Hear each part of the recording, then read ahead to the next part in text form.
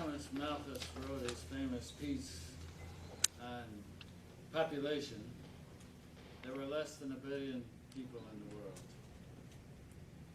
Now, when you're alone surfing the internet, there's probably nobody that you know that has the mentality to try to find out everywhere you go. But it takes all kinds, and now we have them.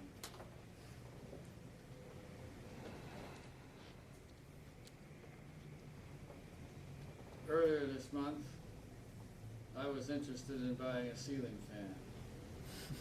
Now, everywhere I go, I see ads for ceiling fans.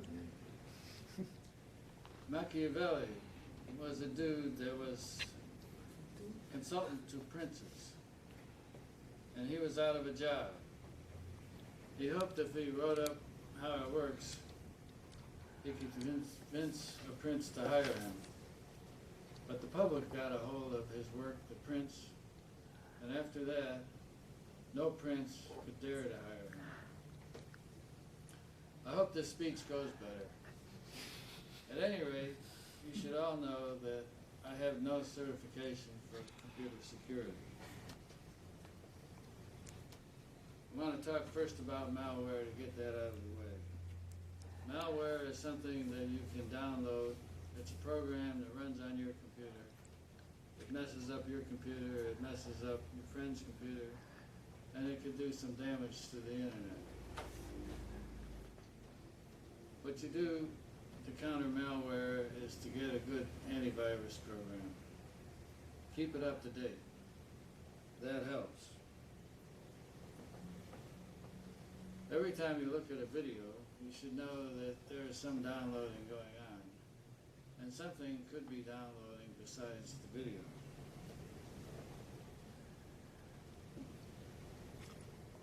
What I really want to talk about today is your personal information.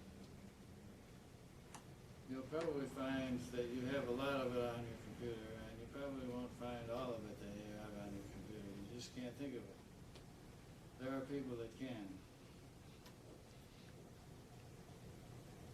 You've probably heard that Facebook will attempt to track you. Even if you're not logged on, they will be looking for where else you go. Even if you don't have a Facebook account, if you've ever gone to their login page and chickened out, you have a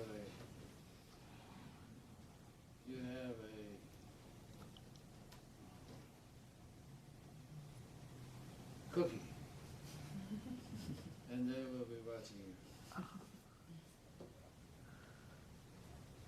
When you listen to the news, be looking for this. The word creepy has crept into more common use.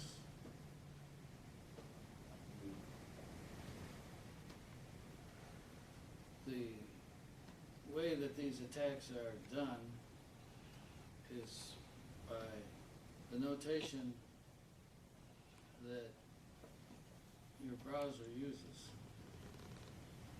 HTML is capable of showing any picture anywhere on the internet. And you can include JavaScript that can do one thing on your computer if the picture loads, and another thing if the picture doesn't load. This is all just your browser working. Your antivirus program will probably think everything is hunky-dory. The attacks that I'm talking about have been given several names. One is cross-site scripting, another is cross-site request forgery, and another one is clickjacking.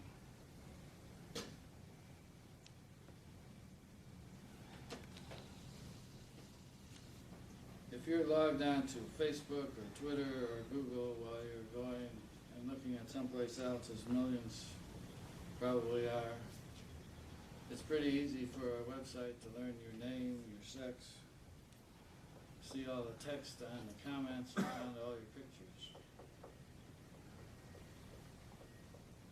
If you go to another website and they have these little buttons, Twitter, follow, Facebook like, and Google Plus, things like that. If you accidentally move your mouse over those buttons, that website can detect that you're hovering. It can do something before it passes on the request to Facebook that you want to like something. It would be nice if it was possible to enforce the idea that you should have some idea of what you're actually clicking on by what it looks like.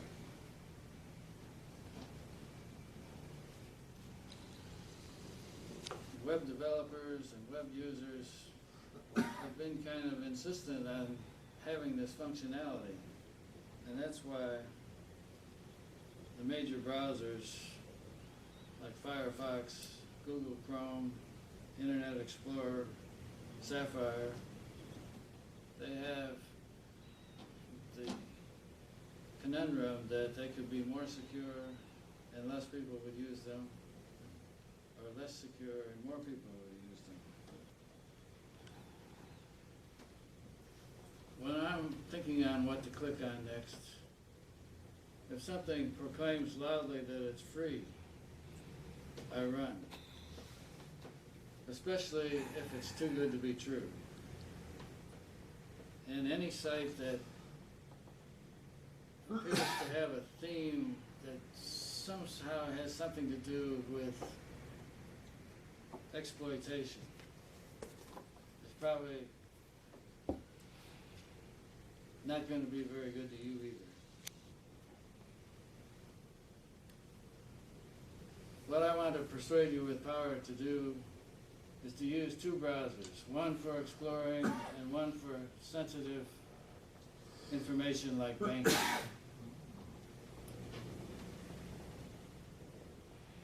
There's a lot to cover here, and my time is up. I have some transcripts of my talk if anybody's interested. Mr. President.